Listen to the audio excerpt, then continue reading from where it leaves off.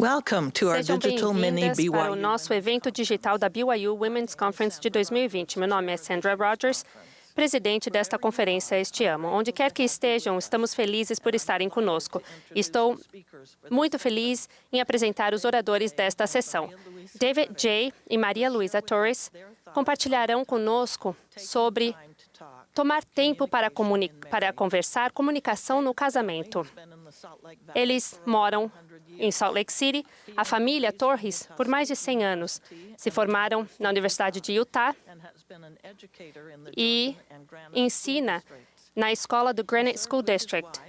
Serviu com a sua esposa, Maria Luisa Torres, como presidente de missão na missão Guatemala City, cidade de Guatemala, e agora serve no bispado de uma ala de adultos solteiros em espanhol. Eles têm 5 filhos e 16 netos.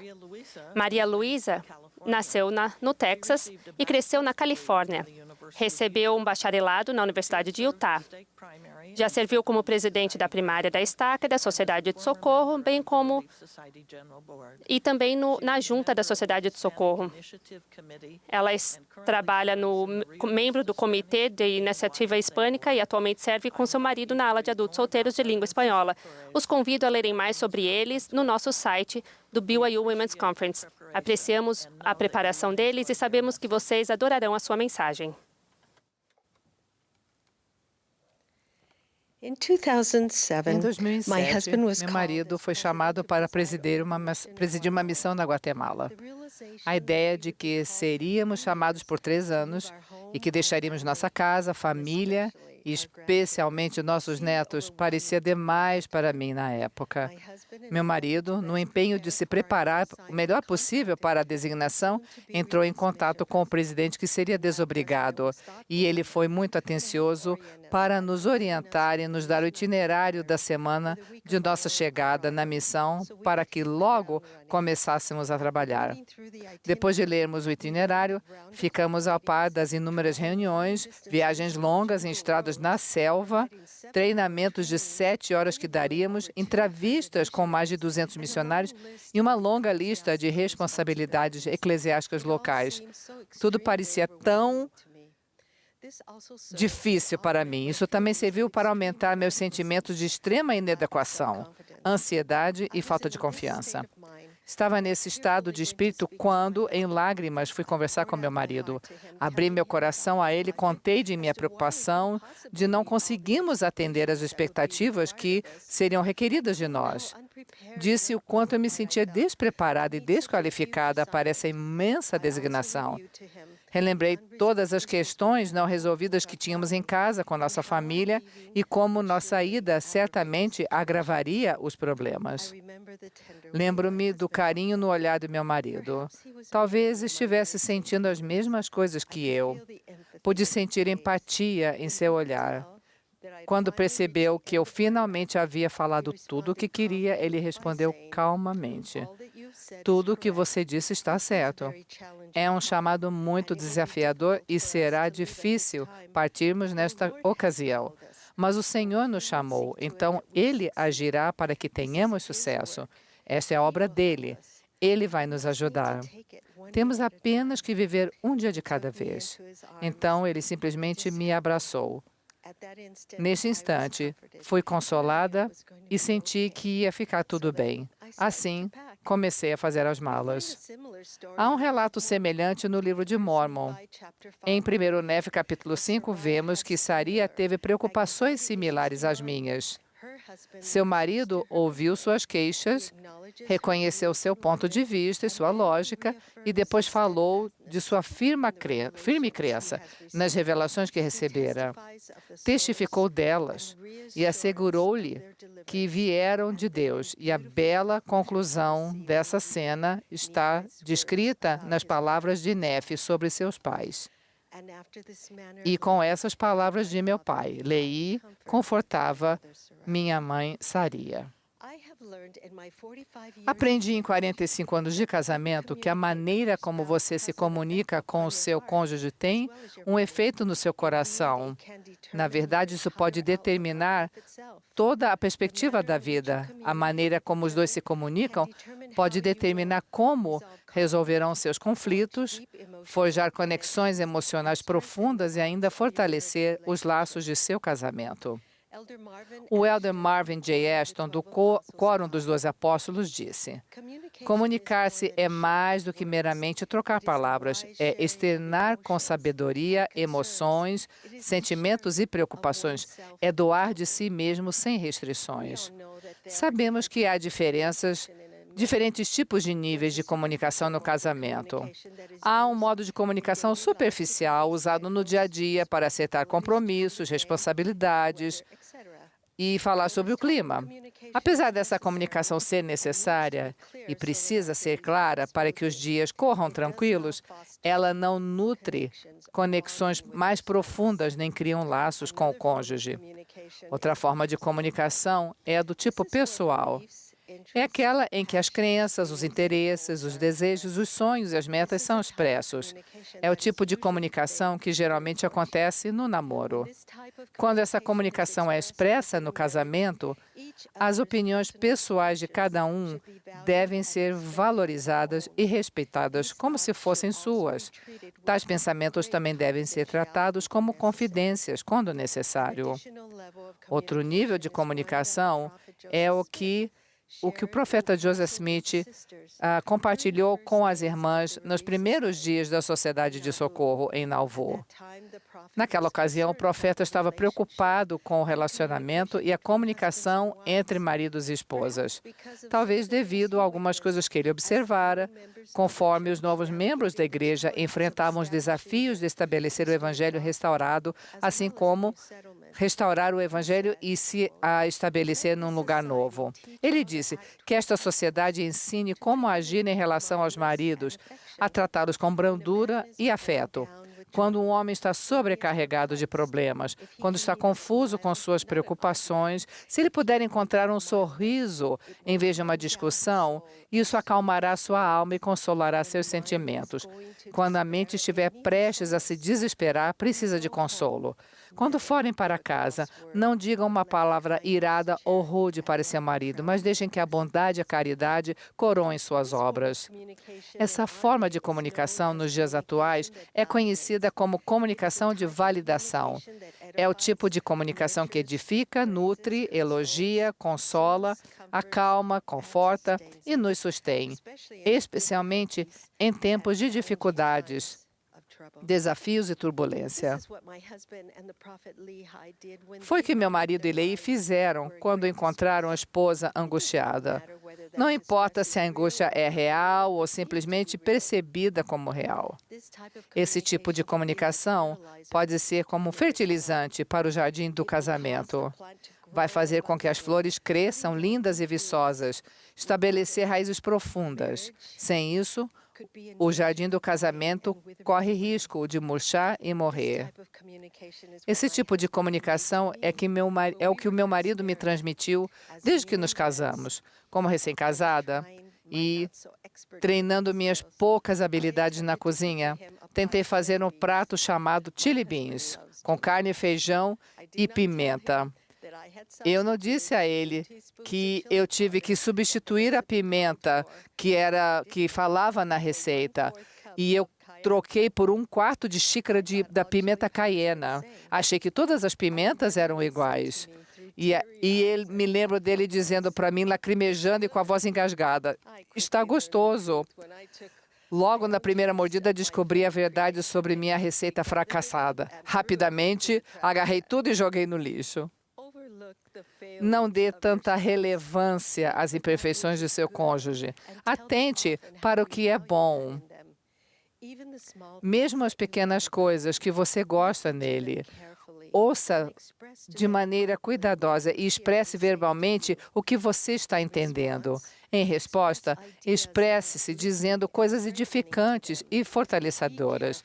Tenha cuidado para nunca mesmo, magoar seu cônjuge intencionalmente. Se o fizer, apresse-se em pedir desculpas sinceras e seja amável. Todos sabemos que as mulheres e os homens são diferentes. Notei que muitas vezes é necessário expressar nossos pensamentos com carinho e clareza. Nosso cônjuge realmente deseja suprir nossas necessidades, mas às vezes precisa de um pouco de direcionamento. Uma vez disse a meu marido: "Pode, por favor, desligar a televisão? Preciso conversar com você." Meu marido sabe que quando faço esse pedido é porque preciso de atenção total, e ele sempre respeita isso. É uma solução muito melhor do que ficar chateada ou agir com raiva ou aflição, porque seu marido não entende o que você precisava conversar com ele. Conheço um ditado que diz: às vezes a melhor forma de comunicação é o silêncio. Isso é especialmente verdadeiro nas situações em que é necessário perdoar. Expressar amor refreando a língua, ao se sentir inclinada a reclamar, culpar ou ridicularizar, pode ser a melhor maneira de exercer autocontrole e demonstrar amor. Certa época de Natal, todos os funcionários onde eu trabalhava estavam ansiosos com a chegada da comemoração de Natal da empresa. Haveria um jantar formal, sorteio de prêmios caros, baile e um fotógrafo profissional para tirar fotos de cada casal. Seria o acontecimento do ano. Quando o dia da comemoração finalmente chegou e nos dirigimos para o evento, sugeri a meu marido que seria mais prudente evitar a rodovia e ir pelas ruas da cidade, pois haveria muitos eventos na cidade. Ele não concordou e disse que o caminho mais rápido para a festa seria pela rodovia. Vocês conseguem imaginar o que aconteceu? Assim que chegamos à rodovia interestadual, em um lugar onde não havia saída, o tráfego engarrafou. Mesmo quando finalmente saímos da rodovia, o tráfego para o nosso destino estava tão congestionado que chegamos ao local com 1h30 de atraso, só para descobrir que não havia nenhum lugar para estacionar. Por fim, tivemos que voltar às ruas congestionadas e tentar encontrar uma vaga. Quando finalmente chegamos à festa, havia acabado. Todos já tinham ido embora. Durante esse período estressante da viagem, observei meu marido e pude ver o grande desespero em seu semblante. Essa única decisão errada nos custou a participação em um evento muito esperado. Tenho que admitir que foi um desafio refrear minha língua e não dizer algo tipo: se você tivesse me escutado quando eu disse para evitarmos a rodovia, talvez tivéssemos chegado a tempo. Ou, foi tudo sua culpa. Esse seria o homem natural falando, ou no meu caso, a mulher natural falando. Já que havíamos perdido o jantar, sugeri que parássemos em algum lugar para comer. Quando nos sentamos para comer um lanche e quebrar o silêncio da frustração, eu disse a ele: "Tudo bem, querido, não foi sua culpa." Lembro-me de me sentir aliviada e feliz por ter aprendido naquele dia que nenhuma festa era tão importante a ponto de magoar uma pessoa tão especial para mim. Nosso maior desafio na mortalidade é seguir o exemplo de nosso Salvador Jesus Cristo. Em nenhuma ocasião isso é mais necessário do que quando o cônjuge comete um erro, arranha o carro ou esquece um aniversário. O Salvador amou profundamente, perdoou livremente e não se lembrou mais dos pecados. Também precisamos estar prontos a perdoar, já que ao perdoar o companheiro de nossa vida, esperemos receber da mesma maneira esse perdão. Tenho a certeza que se tiverem o desejo de fortalecer seu relacionamento, mesmo que seja só por uma vez, aos poucos, sua paciência, seu amor irá apagar atos errados e esclarecer. Que o Senhor os abençoe em seus esforços de fortalecer seu casamento e que aprofunde e purifique o laço de eternidade que sela vocês a seu cônjuge. Isso é o meu desejo, em nome de Jesus Cristo. Amém.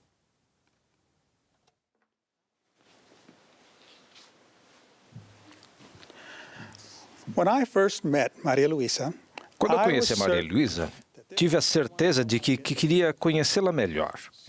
Então, o que eu fiz? Bem, eu decidi que precisava fazer tudo ao meu alcance para saber o máximo possível sobre ela. Fiz uma missão de 2 anos e pude perceber que morar com uma mulher tinha que ser muito melhor do que morar com um homem. Então, isso significava sair com ela todos os fins de semana, não apenas uma vez, mas todos os 3 dias, sexta-feira, sábado e domingo. E nos dias de semana eu telefonava para conversarmos. Isso porque precisava conhecê-la bem. Precisava conversar com ela, queria conhecer tudo o que eu pudesse sobre ela. Bem, não demorou muito para que eu percebesse que ela era a pessoa certa para mim. 3 semanas depois eu a pedi em casamento e, para minha surpresa, ela aceitou. Isso foi em junho e 3 meses depois, nos casamos no dia 6 de setembro, há 45 anos, no Templo de Los Angeles. Em muitos aspectos, parece que foi ontem, mas ambos sabíamos que ainda precisávamos, e ainda hoje precisamos, aprender um com o outro e conhecer um ao outro. No entanto, mesmo ambos sendo membros da Igreja de Jesus Cristo, tendo servido missão e sendo de origem hispânica, isso não significava que não haveria diferenças. Isso é de se esperar entre todos os casais. Precisamos entender que o Pai Celestial sabia que isso aconteceria e tem que acontecer. Isso nos permite crescer. Lembrem-se de que depois que Adão foi criado, os deuses disseram: façamos uma adjutora adequada para o homem, porque não é bom que o homem esteja só. Portanto, formaremos uma adjutora adequada para ele. Portanto, deixará o homem seu pai e sua mãe e apegar-se-á à sua mulher, e eles serão uma carne. Podemos entender como isso foi e é importante para nós. Precisamos realmente ter um companheiro. Ainda estou aprendendo coisas que precisava aprender com a Maria, minha companheira eterna. Gostaria de compartilhar algumas coisas que aprendi sobre a importância da comunicação no casamento. Ao fazê-lo, espero que vocês tenham uma visão mais ampla como eu tive, que aprender a me comunicar com minha amada também me ajudou a aprender a me comunicar melhor com o Pai Celestial. Primeiro, é fundamental que os dois queiram construir uma base sólida no Evangelho de Jesus Cristo. Isso requer constante renovação, estudo e compartilhamento. Em todos os aspectos, isso deve ser constante para toda a vida. Como o apóstolo João ensinou, o testemunho de Jesus é o espírito de profecia. Se nós dois tivermos um testemunho do Salvador Jesus Cristo, então nos esforçaremos para edificar o espírito de revelação e de profecia em nossa vida. Significa que nos esforçaremos para falar quando movidos pelo Espírito, e tudo o que dissermos quando movidos pelo Espírito Santo será a vontade, a mente, a palavra, a voz do Senhor e o poder de Deus para a salvação. Que bela observação de que haverá 2 pessoas, o marido e a mulher, recebendo revelação em cada lar. Segundo, precisamos sempre expressar gratidão pelas coisas grandes e pequenas. Permitam-me ilustrar com uma experiência pessoal. Quando nos casamos, eu sabia que não queria ser o cozinheiro da família, por isso eu decidi que precisava estar sempre feliz com o que minha querida esposa Maria fazia para mim. Então, depois de cada refeição, sempre procurei agradecê-la e dizer-lhe que a refeição que tive estava maravilhosa e deliciosa. Claro, durante a refeição precisava garantir que comeria tudo e mostrar que estava gostando da comida. Isso nunca foi fingido, porque eu sempre gostei de todas as minhas refeições. Se eu esqueço, ela vai me perguntar se gostei da refeição. Claro que a minha resposta é sempre: sim, estava maravilhosa, e nunca foi mentira. Ela, por sua vez, me agradece por tudo o que eu faço. Pode ser que ela diga: eu gosto do gramado do jeito que está. Gosto da maneira como as luzes se apagam. Os elogios são sempre significativos e podem incluir várias coisas, como aparar a grama, pintar, consertar, cuidar do carro, qualquer coisa. Deixe-me contar um segredo especial da família Torres. Nos grandes projetos, ela está sempre ao meu lado, me ajudando e, claro, eu a ajudo em seus projetos. Durante as nossas atividades, estamos sempre conversando um com o outro. Afinal de contas, somos realmente recém-casados e sempre há algo sobre o que conversar. Esses simples reconhecimentos são maneiras de demonstrarmos amor. Martinho Lutero escreveu: "O casamento é a escola do amor." E o presidente Monson ensinou: geralmente vivemos lado a lado, mas não nos comunicamos de coração a coração. Eu espero que aprendamos a demonstrar mais gratidão e amor uns aos outros. Se o seu marido estivesse aqui, eu lhe diria para levar flores para você. Eu lembro-me de quando estávamos na Guatemala e havia um jardim bem em frente à casa da missão. Eu costumava ir lá e colher flores que nunca tinha visto antes para o meu grande amor. E toda vez que eu fazia isso, ela ficava tão feliz que seus olhos brilhavam. Estou certo, irmãs? Claro que sim. Se querem saber, até o Salvador deve ter ficado feliz de ouvir elogios de seu pai. Vocês se lembram de como, no batismo dele, e em outras ocasiões, quando o Pai Celestial apresentou seu filho, ele disse: "Este é o meu filho amado, em quem me comprazo." Eu acho que há algo especial nessa pequena comunicação entre um pai e o seu filho. Terceiro, solução de problemas. Todos nós teremos, eu gosto de dizer que precisamos ter problemas ou preocupações, menores ou maiores, que enfrentaremos e que vamos precisar debater e elucidar para que possamos aprender e resolvê-los como casal. No entanto, isso não dá certo a menos que os dois concordem completamente em participar da solução. Mas devemos concordar em não nos aborrecer por algo que possa parecer desagradável. Lembrem-se, vocês se amam, e esse é um processo necessário para o desenvolvimento eterno. Lembrem-se sempre de que o marido e a mulher têm o testemunho de Jesus e a promessa de receber revelação. Por favor, percebam que todas as decisões precisam ser tomadas de comum acordo.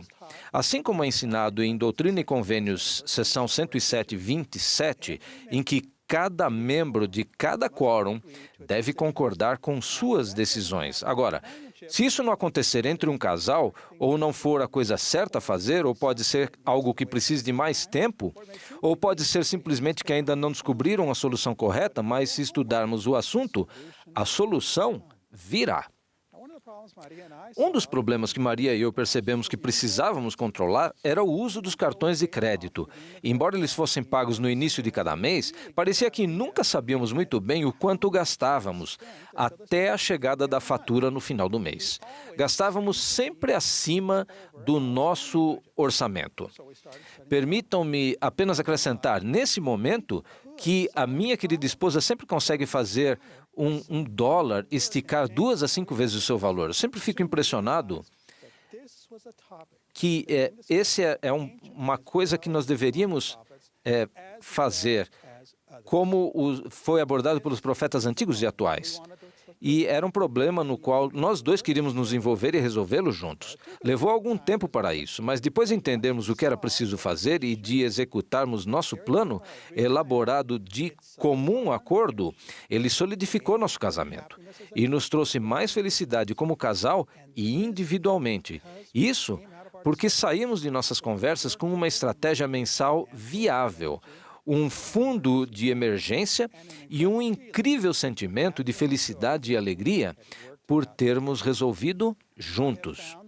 Descobri que a solução de problemas ajuda a nos aproximar um do outro. Claro, existem discordâncias e coisas que precisam ser resolvidas. No entanto, o resultado final é sempre surpreendente. Para solucionar os problemas, precisamos ouvir, praticar a paciência, expressar nossos sentimentos sem ser rudes e negativos e, o mais importante, estar dispostos a trabalhar juntos. Tudo isso requer perspicácia e comunicação.